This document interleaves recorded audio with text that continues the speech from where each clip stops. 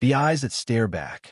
Dr. Lasana Quell had studied countless species across the Galactic Union, but nothing had prepared her for humanity. The Galactic Union spanned over 1,000 worlds, home to species that had evolved in vastly different environments, some in the depths of oceans, others in the canopy of towering fungal forests. Despite these differences, there was one universal rule that bound most of them together. Apex predators were feared and shunned. Throughout the galaxy, the majority of sentient species had prey-like origins.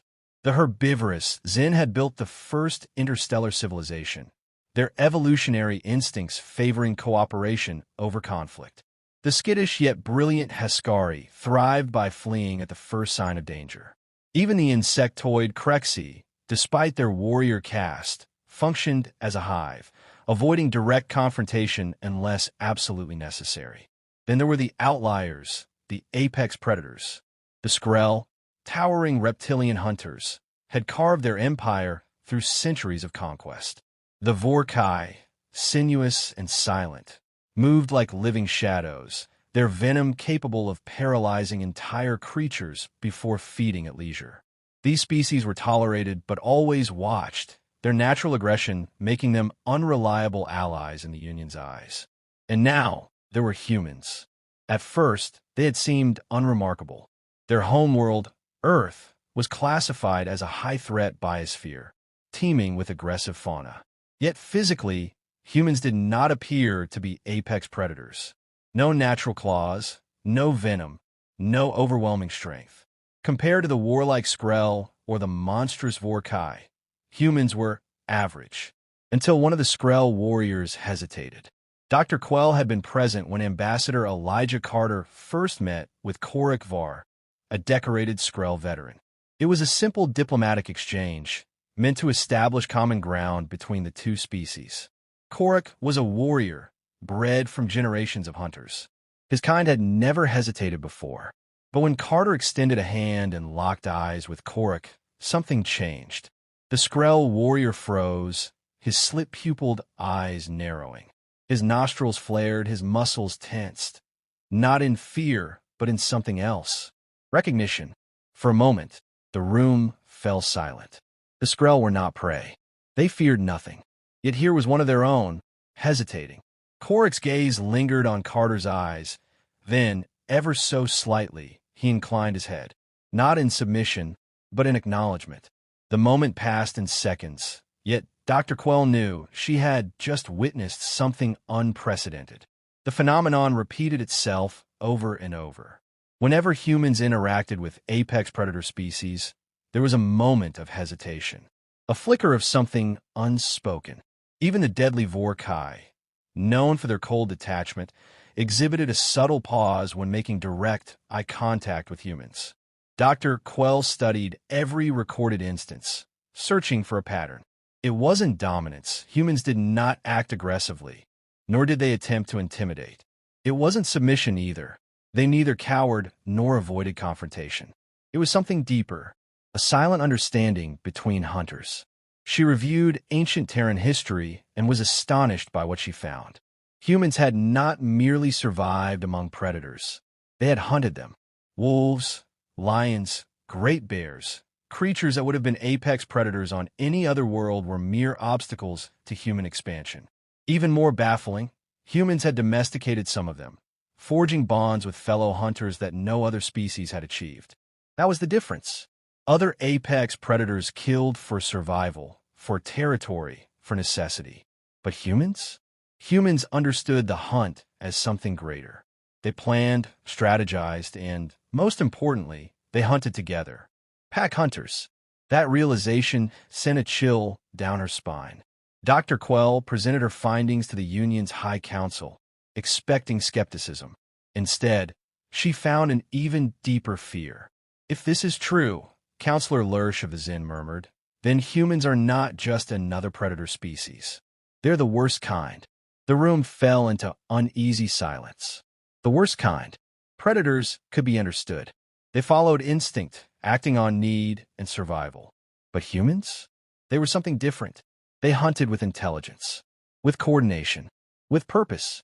And yet, The predator species within the Union did not reject them. In fact, many of them were beginning to listen. The Skrell, the Vorkai, even the distant and enigmatic Rothkin, all had begun to show an unusual respect toward humans. Not fear, not hostility, respect. Dr. Quell's mind raced with the implications. If predator species saw humans as kindred spirits, what would that mean for galactic diplomacy? Would it bridge the divide between predator and prey, or drive a deeper wedge? She had no answers, but she knew one thing for certain.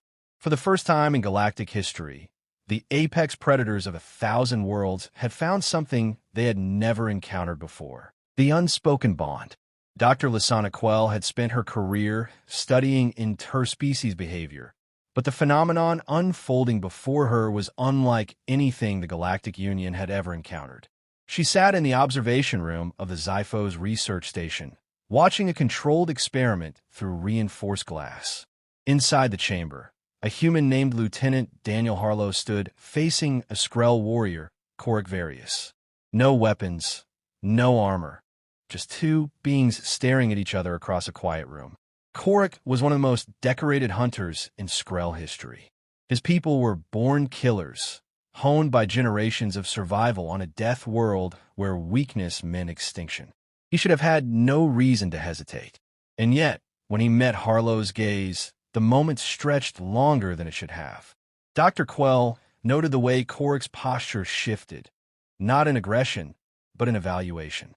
The subtle flick of his claws, the way his weight adjusted ever so slightly. He wasn't reacting as if he faced a threat.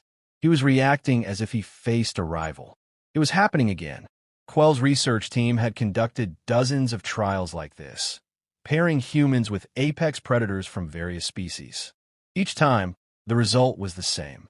The moment eye contact was made, something unspoken passed between them. The prey species of the Galactic Union, like the Zin, the Heskari, and the timid yet technologically gifted FR9, were baffled by the results.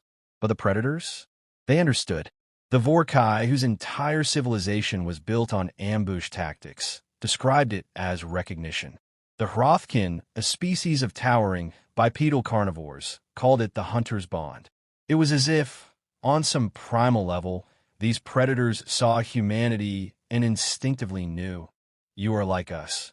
The implications were staggering. Dr. Quell presented her findings to the Union's Behavioral Sciences Committee, standing before a gathering of representatives from dozens of species.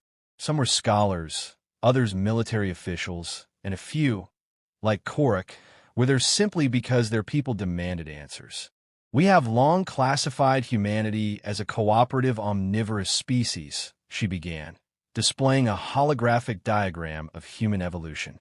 Physically, they lack the natural traits of apex predators. No claws, no fangs, no venom. By all accounts, they should not trigger the instinctive recognition response observed among true predator species. She changed the display, now showing ancient Terran hunting tactics. Images of early humans working in groups to bring down prey many times their size. But they do. She let the silence settle before continuing. Humans evolved as persistent hunters. They did not simply chase prey, they exhausted it. They worked in packs, strategized, communicated across long distances. Unlike other apex predators, they did not rely on raw strength or speed. They relied on patience, endurance, intelligence. She looked toward Korik, who remained still, arms crossed over his armored chest. This is why apex predators hesitate when facing humans. They do not see prey. They do not see mere competitors. They see an equal, a fellow hunter, one that does not act out of instinct, but out of cold, calculated intent. Murmurs spread through the chamber. Some species, particularly the prey-evolved ones, shifted uncomfortably. Others, like the Vorkai and Skrell representatives, sat in contemplative silence. Then Counselor Lursh, a high-ranking member of the herbivorous Zin, spoke up. "If this is true," Lursh said slowly, "then humanity presents a threat unlike any we have encountered before." Dr. Quell exhaled, having expected this reaction. A threat? Or an opportunity, she countered. Because there is something else that separates humans from other apex predators. She switched the display again, showing images of humans standing alongside domesticated wolves, lions, even birds of prey. They do not merely dominate. They do not kill purely for conquest. The images shifted to footage from the experiments. Humans showing restraint when interacting with predator species, earning their trust. Korik himself had engaged in a sparring match with Harlow, and though it had been fierce, the moment it was over, Harlow had extended a hand. Not as a victor, but as a peer. They seek bonds. They forge alliances not just with their own, but with those they recognize as kindred spirits. She let her words settle. It was a dangerous truth. The Galactic Union had long struggled to maintain a fragile balance between its predator and prey species. Trust between them was tenuous at best. And yet, humanity had managed to do what no species had before. They had earned the respect of the predators. The question now was whether that respect would lead to peace or something far more dangerous. After the meeting, Dr. Quell found Korik waiting for her outside the chamber. "You speak wisely, scholar," the Skrell warrior said, "but you do not understand the full truth." She met his gaze, curiosity piqued. "Then tell me." Korik stepped closer, his reptilian eyes gleaming under the station's artificial lights. "When I look into a human's eyes, I see a hunter who does not kill for hunger or survival alone."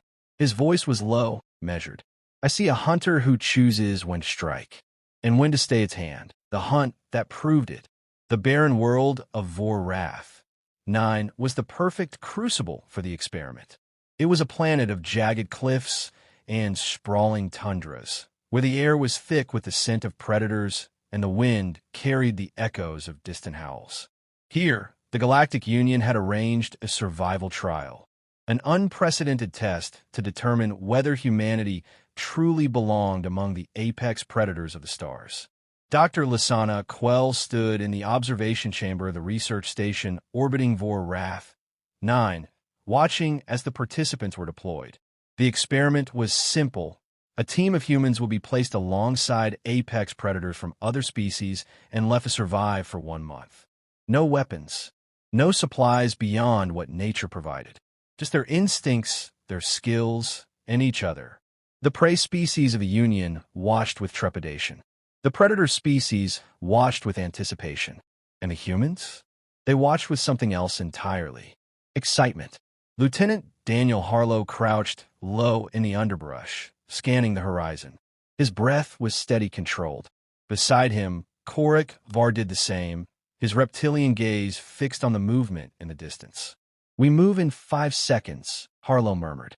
Korik bared his fangs in a silent grin. "Good." I was growing bored. Ahead, their quarry, a massive 6-legged beast with plated armor and a skull thick enough to crack stone, grazed near a shallow river. Its kind was near the top of Vor-Wrath 9's food chain. Taking it down would take precision, coordination, and patience. Harlow gave the signal. The group moved as one. A Vorkai shadowed their flank, its serpentine form slithering through the underbrush. A Hrothgan warrior, easily twice the size of Harlow, took position to intercept if the beast charged. A second human, Corporal Reyes, circled behind.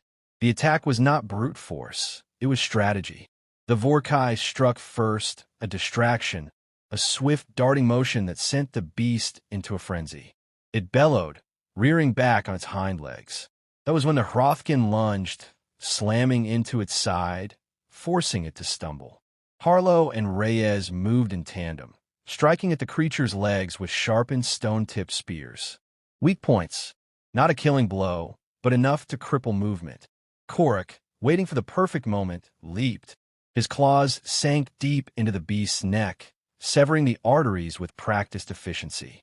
Within seconds, the battle was over. Not a single drop of unnecessary blood had been spilled. No reckless aggression, no wasteful struggle. Just coordination, execution, a perfect hunt. And as the predators regrouped, panting from exertion, they looked at the humans with something more than respect. They looked at them as kin. The days passed, and a strange transformation took place within the survival team.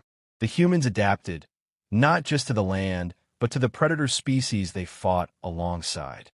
They learned the silent signals of the Vorkai, the aggressive tactics of the Skrell, the patience of the Hrothgan. And in return, the predators learned from the humans. Not just hunting techniques, but cooperation on a level they had never considered. Humanity's strength was not in its physical prowess, nor in its endurance alone. It was in its ability to lead a pack that wasn't even its own species. Cork saw it most clearly when disaster struck. A blizzard swept through the valley where the team had established their shelter, cutting off access to their food stores.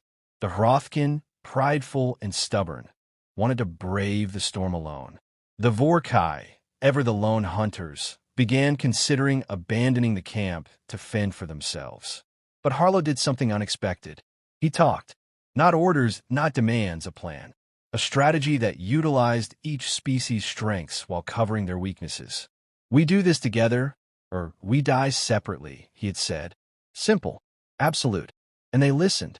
Together, the pack scavenged enough food to last through the storm. Together, they built a reinforced shelter, each species contributing their own knowledge. By the time the skies cleared, something fundamental had shifted. They were no longer a team of separate species. They were a pack. When the month ended and the participants were extracted, the Galactic Union was left with an undeniable truth. Predator species no longer saw humanity as an anomaly. They saw them as one of their own. The prey species, however, saw something else. If humans could command the respect of apex predators, if they could unite hunters who had spent centuries fighting among themselves, then what else were they capable of? Dr. Quell watched the footage in silence. The prey species of the Union had always feared the Skrell, the Vorkai, and the Hrothgan. But now, they feared something more. They feared the one species that had tamed them, the apex that unites. The Galactic Union had long existed in an uneasy balance. Prey species outnumbered predators, and their politics had shaped the stars. But now, everything had changed. Humanity's trial on Vorath 9 had proven something undeniable. Apex predators across the galaxy recognize humans as kin, not as rivals, not as threats, but as equals. And that terrified the Union's ruling council. Dr. Lysana Quell sat in the Grand Assembly Chamber, surrounded by delegates from 100 species. The tension was palpable, a silent weight pressing down on everyone present. At the center of it all stood Lieutenant Daniel Harlow, flanked by representatives from the predator species who had fought beside him. The Skrell, the Vorkai, the Hrothgan. Once, these species had been fractured, locked in competition. Now they stood together because of humans. The lead counselor of the Zin, Lursh, spoke first. His species had long feared predators, and that fear was written in every careful word. This experiment, he began, voice measured, has shown us what many of us feared. Humanity is not merely another species. You have gained the trust of apex predators, something no prey species has ever done. This is deeply troubling. Korik Var, the Skrell warrior, let out a low growl. Why? Because they succeeded where your kind could not. A murmur spread through the assembly. The divide was clear. Prey species saw humanity as a destabilizing force, while predator species saw them as a bridge. Dr. Quell cleared her throat. The results of the trial do not indicate that humanity is a threat, she said, choosing her words carefully. Rather, they indicate that humans possess a unique ability to unify those who would otherwise see each other as enemies. Lursh's eyes narrowed. And if those species turn against us under human leadership? Silence fell over the chamber. That was the real fear, the unspoken terror lurking beneath every protest from the prey species. It wasn't that humanity had united the predators. It was that if they chose to, humanity could lead them. After the meeting, Dr. Quell found herself walking beside Harlow through the Union's central atrium, an open-air structure overlooking the city world of Livessa Prime. They fear you, she said finally. Harlow smirked. You don't say. You don't seem concerned. Should I be? He gestured toward the towering figure of Korik, who stood speaking with a Vorkai diplomat. We didn't manipulate them, Lasana. We fought beside them, and they chose to stand with us. That's not a threat. That's proof of trust. She hesitated. But what if that trust turns to something else? If the prey species believe humanity is now the leader of every predator species in the Union, they will act before they let that happen. Harlow's expression darkened. Then they don't understand us at all. He turned to face her, and for the first time since this began, she saw the full weight of his thoughts in his eyes. You think we want war? He asked. That we're here to overthrow the Union?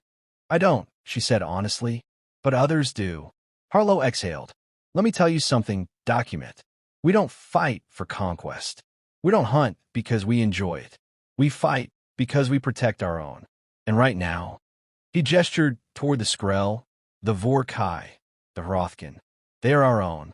She studied his face, searching for deception and finding none. That was the difference. Predators fought for survival. Humans fought for those they called their pack. The Union's final decision came a week later. Humanity would not be labeled a threat, nor would they be given unchecked power. Instead, they were granted something unprecedented, a new role within the Galactic Union. Mediators. They would serve as the bridge between predator and prey, the ones who could speak to both sides in ways no other species could. It was not a position of dominance. It was a position of trust. And for the first time in galactic history, predators and prey alike agreed on something. Humanity had earned it. As Dr. Quell watched Harlow shake hands with Counselor Lurch, she realized something profound. Humanity was feared not because they were stronger, faster, or more dangerous than other species. They were feared because they understood both the hunter and the hunted. And that made them something more terrifying than any apex predator. It made them the balance.